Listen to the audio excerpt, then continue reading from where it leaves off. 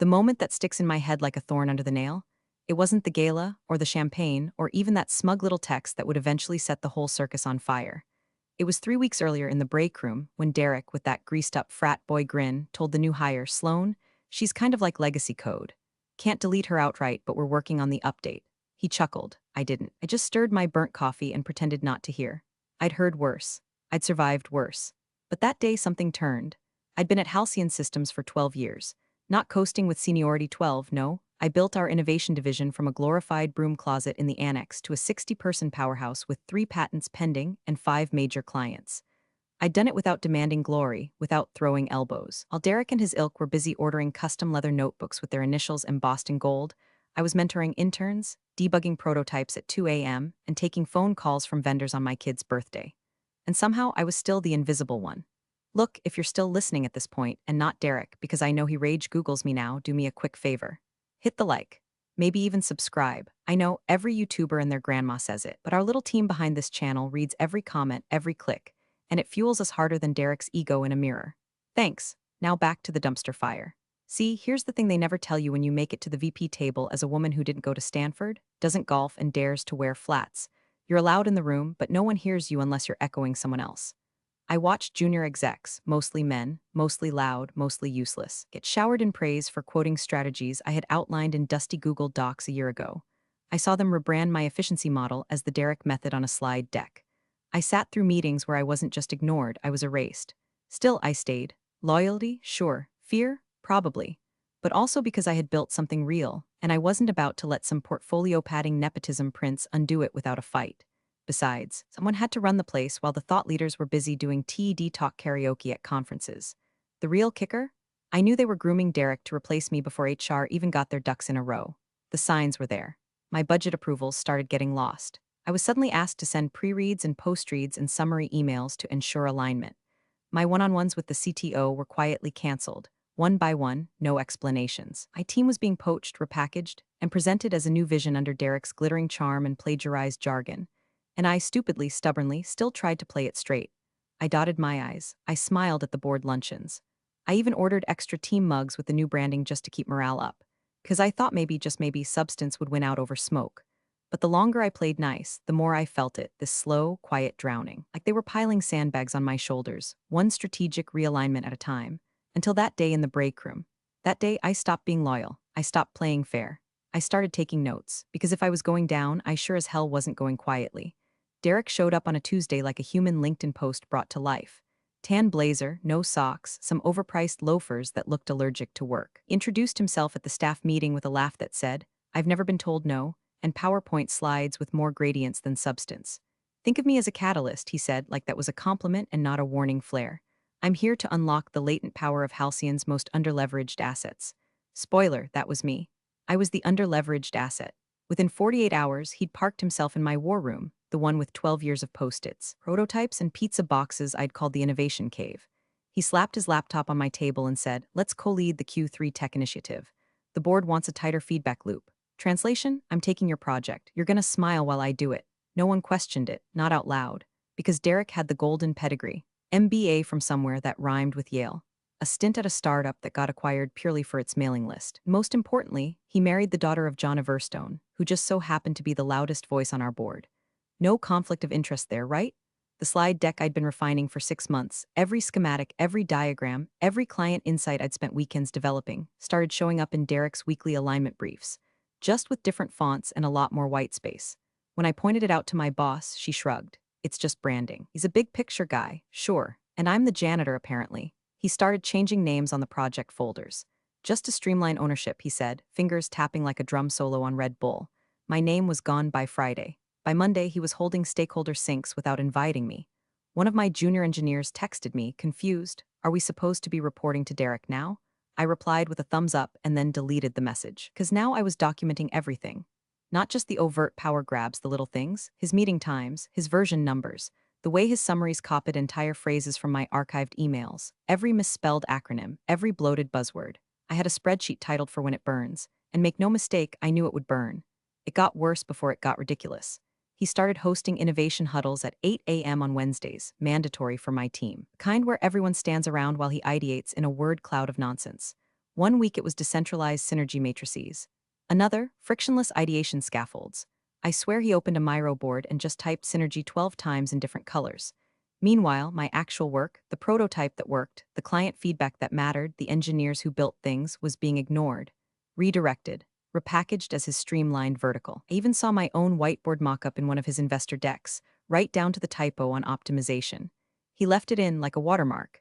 But here's the part that really lit the fuse. He booked a dinner with one of my longtime clients solo, said it was a reconnection dinner. I only found out because the client CC'd me on a follow-up and asked if I'd approved the new pricing model Derek suggested. I hadn't. It was wrong.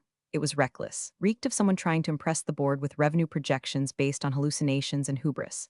I smiled, replied politely, corrected the figures, and then I opened a new folder on my desktop, Exit Strategy, because if Derek thought I was legacy code, he hadn't read the fine print. I was the source, and I had backups. They say betrayal feels like a stab in the back. Wrong. That would imply you didn't see it coming. Mine felt more like slow strangulation, soft hands tightening behind a velvet curtain. No alarms, no screaming, just silence where my voice used to be. I first realized I'd been ghosted, corporate edition, when the calendar stopped pinging. The Monday product sync, gone. The Q3 strategy sprint, vanished. The bi-weekly with the CTO, canceled for bandwidth, allegedly. I scrolled through the shared invites. Every single one now listed Derek as owner. My name, absent, erased, like someone had just hit backspace hard enough to rewrite history.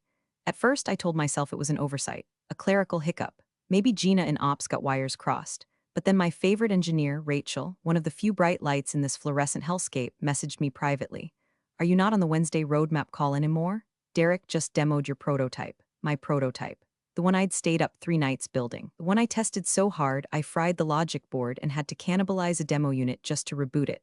The one I'd named Project Kestrel, a nod to the bird my daughter loved. The one we watched dive bomb crows in the park. Apparently now it was called Derek's flagship alpha. And apparently I no longer existed. But the tipping point? That came wrapped in a red lanyard and a smug Instagram story. Halcyon had sent Derek to San Diego for the annual Future Tech Forum, the biggest damn industry conference we attend all year. Normally, I'm the one they send. Not because I beg for it, but because I know the damn product. I've spoken on that stage 3 years in a row. I've shaken hands with the CEOs who matter. But this year, I saw it secondhand in a story someone forwarded me. Derek on stage, grinning like he'd just cured cancer with a recycled TED talk. Behind him, my UI, my architecture, my flow charts, they didn't even change the fonts. And still no mention of me, not in his slides, not in his speech, not in the caption. Presenting Halcyon's breakthrough initiative powered by next-gen strategy. He even added a rocket emoji. A goddamn rocket emoji. I slammed my laptop shut and stared at the beige wall of my office until it blurred into static. Not out of sadness. Not anymore. That had come earlier, back when I still believed in fairness or credit or karma. No, this was different. This was surgical clarity. That's when I got the knock. It was Elliot, a data lead from marketing who'd been around long enough to know where the skeletons were buried and who had the shovels.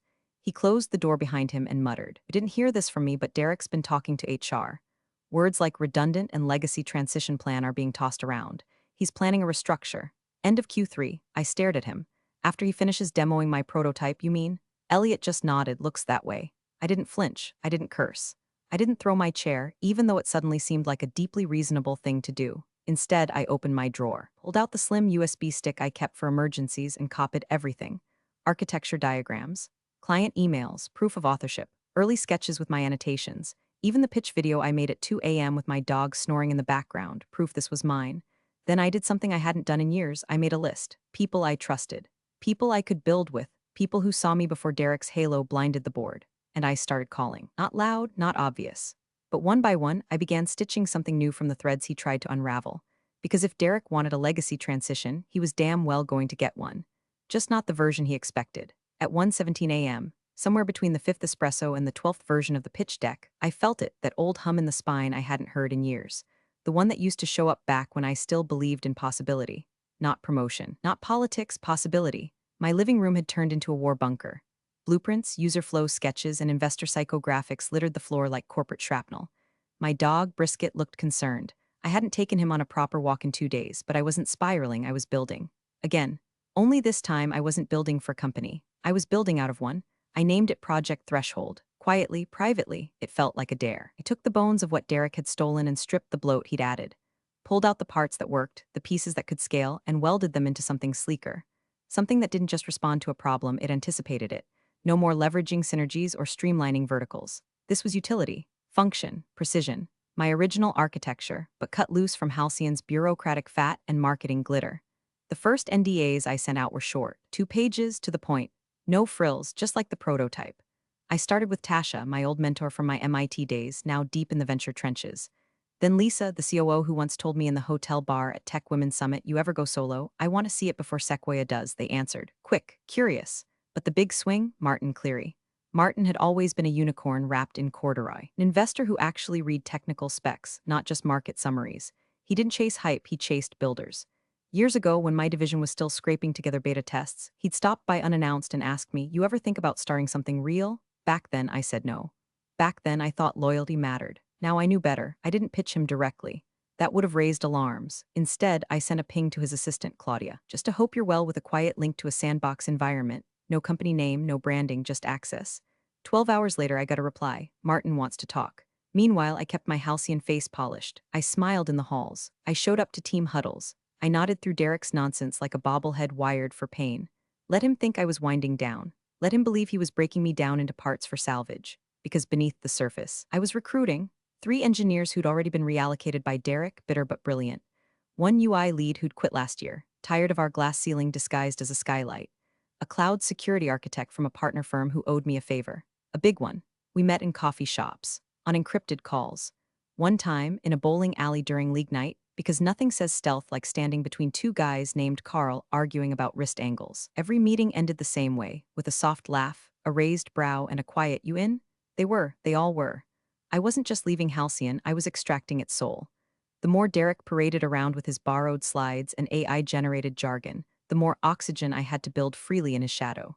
He was so busy polishing his fraudulence. He didn't see me turning the lights out behind him. Each night I worked felt like reclaiming something they tried to take.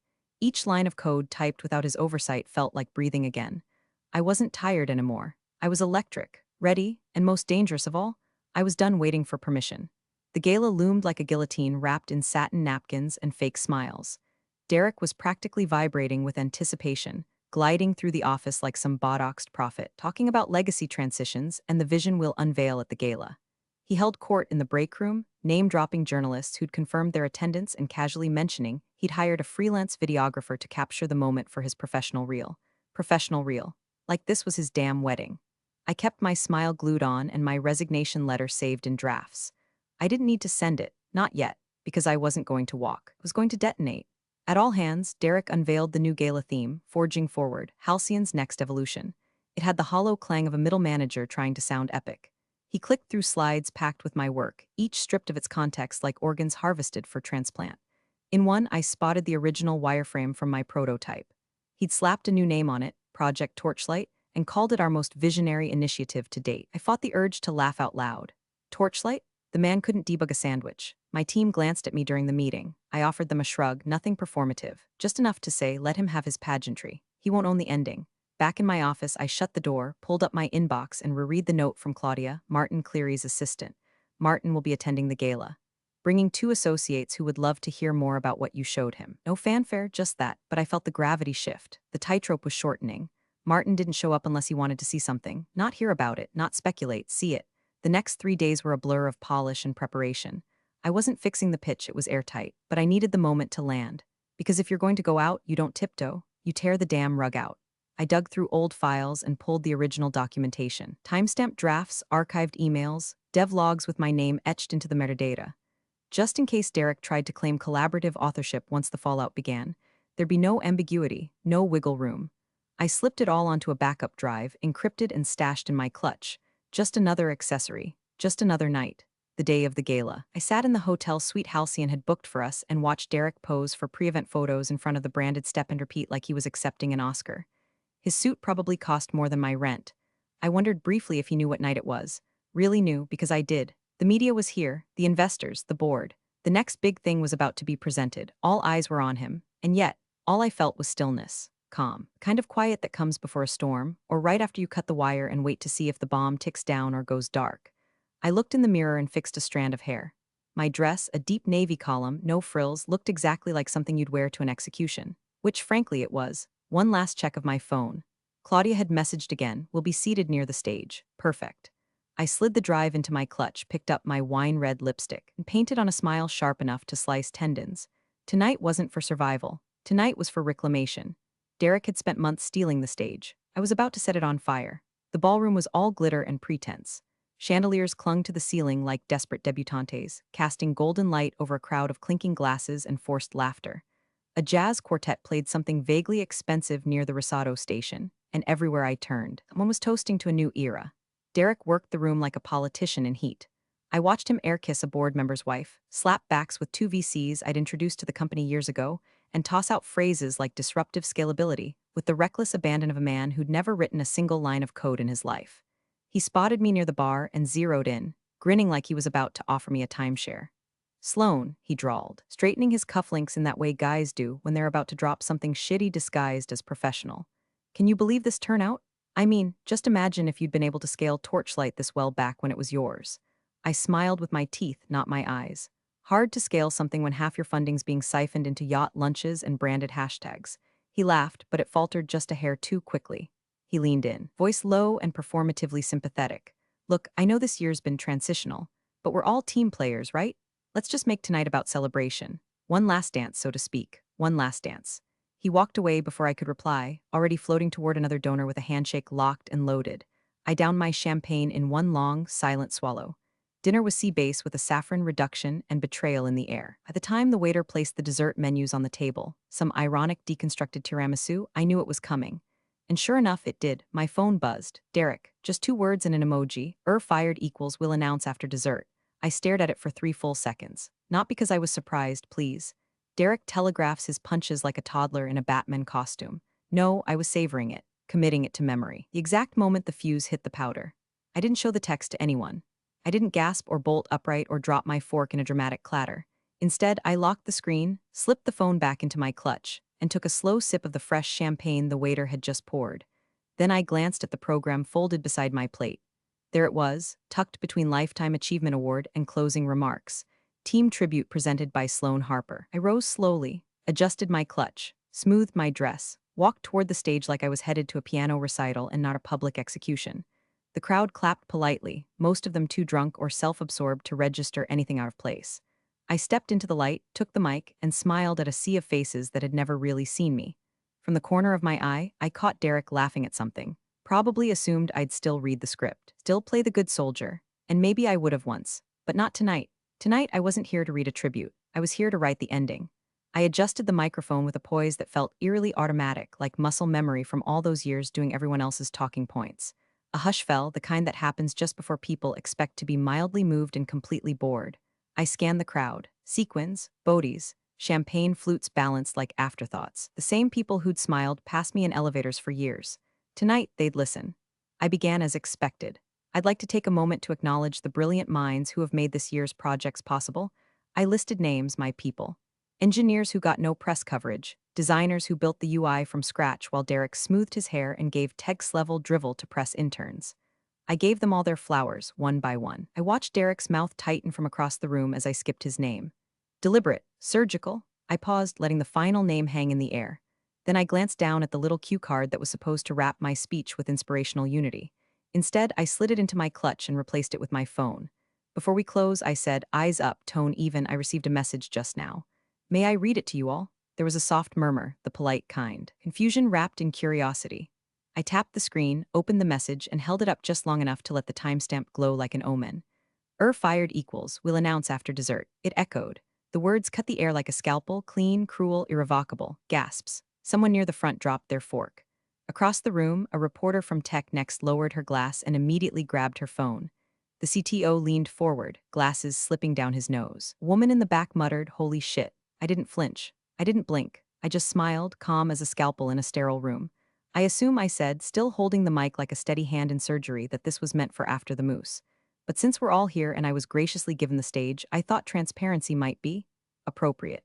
Derek stood now, half out of his chair, unsure whether to sit back down or charge the stage. I watched his face cycle through disbelief, rage, panic, like a Wi-Fi signal flickering between failed connections. I continued, voice unwavering. This message wasn't surprising, but it was telling. After 12 years, after building a division from scratch, after mentoring teams and delivering growth quarter after quarter, I'm informed of my termination during dinner. by text, with an emoji. I let that word settle, emoji, like a stain spreading on white linen. I scanned the room again. More eyes were on me now than in all my years at Halcyon combined. I came here tonight to give thanks, I said, closing the screen and sliding the phone away. And I have. But I won't leave this stage pretending the story ends with a smiley face. So let me finish with this instead. The work I've done, the real work, doesn't disappear because someone else wants credit. Innovation doesn't come from PowerPoints and PR. It comes from people who build quietly, relentlessly, often invisibly, until they decide to stop being invisible. A long silence. Derek stepped forward, mouthing something, probably security or damage control or maybe just no. Too late.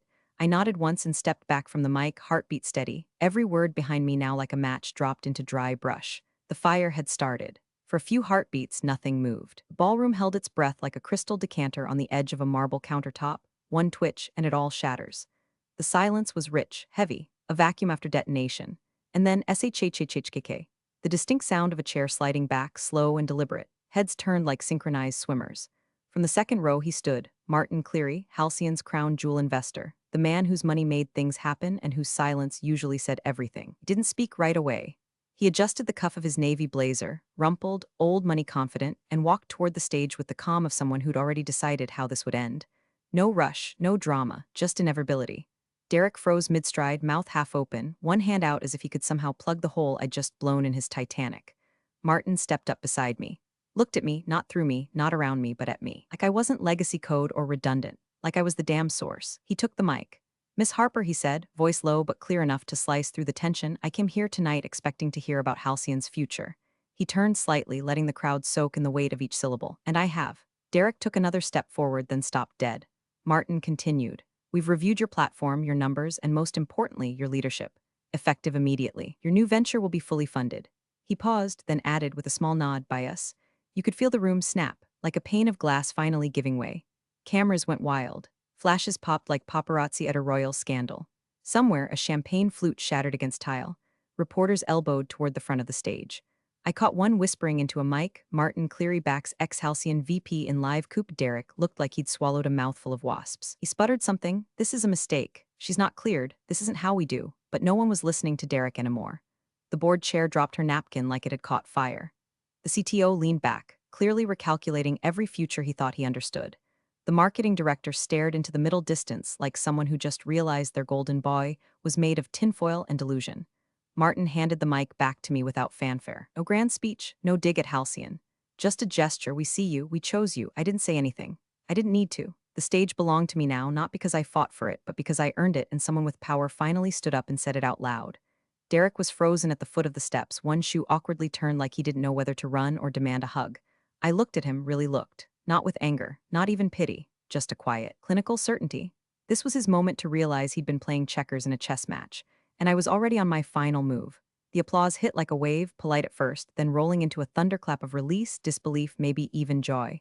Some clapped out of shock, some out of solidarity. Some because they knew what they'd just witnessed. Not a speech, not a scene, but a shift, a tectonic one.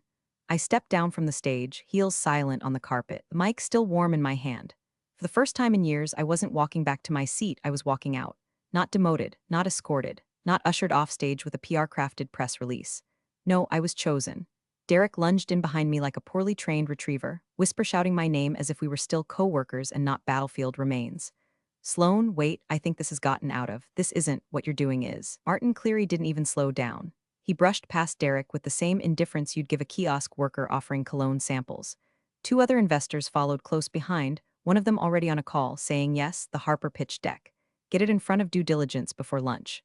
As I moved through the ballroom, heads turned, not away, not past me to me. Women raised their glasses. A few staffers gave discreet nods, the kind you only give to someone who finally did the thing you'd been dreaming about while staring at beige cubicle walls. The board sat frozen, half in chairs, half in shame, blinking like deer in the crash lights of a truth they'd helped ignore. The doors opened. I walked through them without looking back.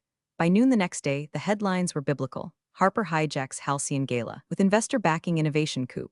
Derek Monroe placed on leave after live firing backfires. Cleary Group funds breakaway venture, led by ex-VP Sloan Harper tech bloggers, were calling it the slide deck decapitation. Even the Wall Street Journal ran a piece with the subhead. They sent her a smiley face. She sent them packing. Halcyon PR went into full damage control. The official statement called it a strategic personnel reshuffle that had been regrettably miscommunicated. Sure, and my dog's a senior project manager. Derek was placed on temporary leave pending internal review, which everyone knew meant we're finding a legal way to fire you without him tweeting screenshots.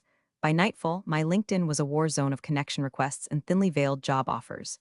My inbox, 43 meeting invites, 3 term sheets, 1 invite to keynote at an AI summit in Zurich, all in 24 hours. I sat in my apartment, barefoot on the hardwood, dress unzipped halfway, watching the city lights buzz beyond the window like they knew. Brisket, still confused by all the extra walking this week, slept with one paw over his eyes. I uncorked a bottle of wine I'd been saving for some milestone I'd recognize when it came. I took the first sip, then opened my laptop, not to work, just to watch the numbers roll in, the faces change, the tone shift in every email from people who once couldn't remember my name. But it wasn't ego, it was peace, because the game had never been rigged. I'd just been playing theirs, and now I was building my own. Thanks for watching, you cubicle warriors. Hit that subscribe button. Unless you're my old boss, then you're on your own. Revenge of the coffee pot strikes again.